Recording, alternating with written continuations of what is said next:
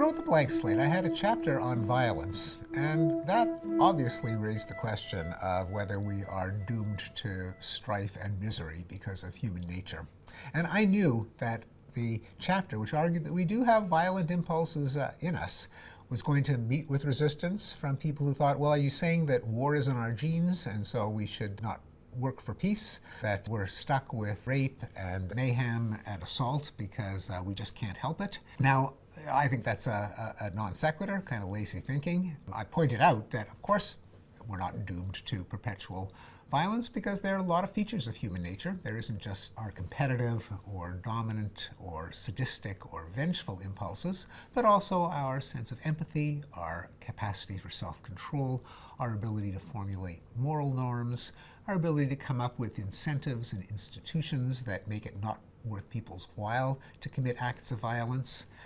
And I also noted in that chapter, well, you can't really have a debate on whether we are pinned to a particular level of violence because of our genes or our evolutionary history. Anyone knows human history knows that that can't be true. There are huge changes in violence over history, and a lot of them are in the direction of lower violence. No matter what human nature consists of, you can't deny things like every civilization used to have slavery. Slavery then got abolished as a legal institution. That the Soviet Empire, a violently repressive autocracy, collapsed almost entirely peacefully. And I threw in a fact that I had come across, to my own astonishment, from a political scientist named Ted Robert Gore, where he scoured the historical records for estimates of homicide rates in English villages and towns over many centuries from the historical archives. People are always interested in homicide, partly because the king could send out his agent and get compensation from the family of the perpetrators. And so the records go back. And amazingly, if you plot homicide rates in English towns over the centuries, from the 13th century to the present, you get a kind of noisy cloud, but there's an unmistakable downward trend. It used to be that the homicide rates were anywhere from 30 to 100 per 100,000 per year in medieval England. Now they're somewhere between 1 and 2. That's a big decline. Anyway, I tossed that out in the chapter on violence just to underscore the fact that, look, there's just no debate over whether humans are stuck with a constant level of violence. And kind of left it at that. A few years later, I was asked to contribute to a web feature called What Are You Optimistic About? And a bunch of scientists and philosophers were asked to just toss out their speculation. And I repeated some of these observations. I said, look, World War III never happened, and the Soviet Empire collapsed, and homicide declined in England since the Middle Ages. Over the next couple of weeks, I started to get correspondence from scholars in a bunch of different fields who said, you know, you could have added to your list. Did you know that it was not just England where homicide declined, and it wasn't just that handful of data, but we now have good data from half a dozen European countries. They all show the same thing. From the medieval times to modernity, interpersonal violence has fallen by a factor of 10 to 30.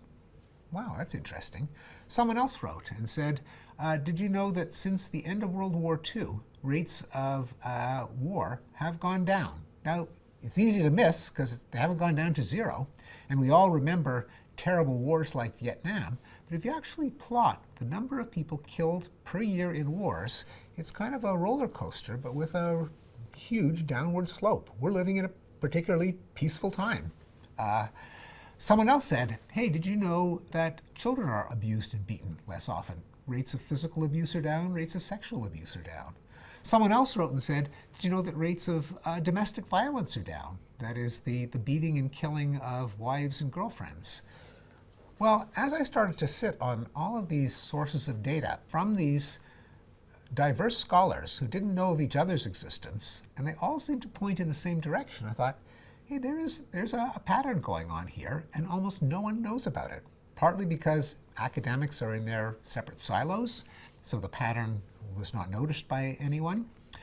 Partly because our intuitions about society are driven by vivid images and anecdotes. This is a feature of human cognition discovered by Amos Tversky and Daniel Kahneman called the availability bias. An available image, an available anecdote is worth a zillion statistics. We read about a killing, we think that crime is up. We read about a war, we think the world is in flames. When you actually plot the data, so you take into account all the people who aren't murdered by their spouses, all the countries that are in boring peace, that never get reported in the papers, all the cities that don't get shot up by terrorists, then you get a very different picture.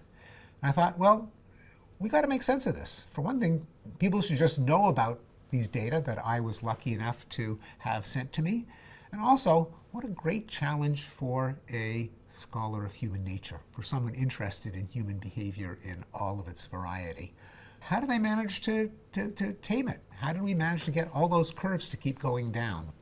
That led to my book, The Better Angels of Our Nature, Why Violence Has Declined, a title that I stole from Abraham Lincoln, which captures the key idea in psychology that human nature is complex. We have different angels and demons, even though some of us impel us to violence, others can tame that violence.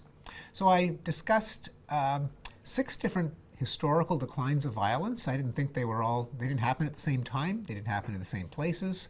They didn't happen for the same reasons. None of them are linear or even monotonic, that is, always going down. There are always lurches and blips. Sometimes there are horrific reversals, like the 2 world wars. But it's a phenomenon that, at least working back from the present, you see in many kinds of violence and all over the world. There was the decline in personal violence from medieval times to the present, which I call the civilizing process after the great sociologist Norbert Elias. There was the humanitarian revolution of the Enlightenment, the abolition of cruel and unusual punishment, like burning at the stake and breaking on the wheel and being torn apart by horses and being clawed by iron hooks, which all got abolished within a 50-year period. There was the long peace, the fact that the great powers, the 800-pound gorillas on the world stage, no longer fight each other the way they did for centuries, and that World War III never happened. Indeed, rich countries don't fight each other. It used to be the rich countries that were at each other's throats, and because they were rich, they could afford big, powerful, destructive armies. War has declined so that it's more the poor countries where it's still a problem, but even there it's declining, and I called that phenomenon the new peace. Finally, there are the rights revolutions, the decline of violence against racial minorities, such as the decline of slavery and lynching and hate crimes and Jim Crow laws, the women's rights revolution and the decline of rape and battering, and yes, they really have declined if you measure them. The children's rights revolution, the decline of corporal punishment like spanking and of child abuse, again, the data show that they've come down.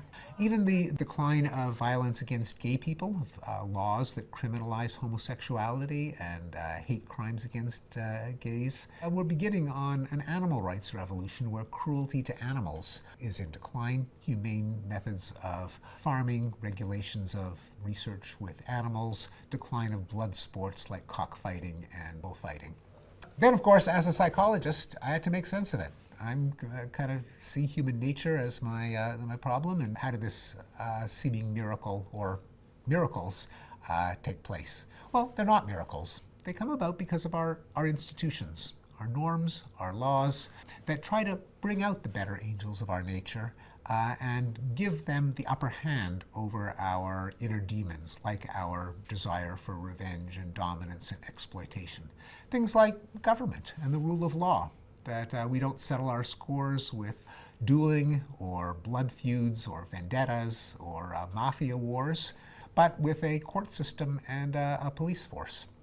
Institutions like literacy, which make the inner lives of other people come alive through fiction, through journalism, through narrative, like education, that warns us against the disasters that leaders have led their countries into. Like trade and commerce. We often think of business as a callous and cruel and inhuman institution. In fact, the history seems to suggest, and as a lot of Enlightenment philosophers argued, commerce is a pacifying force. Better to trade for things than to steal them. You don't kill your customers. You don't kill your debtors.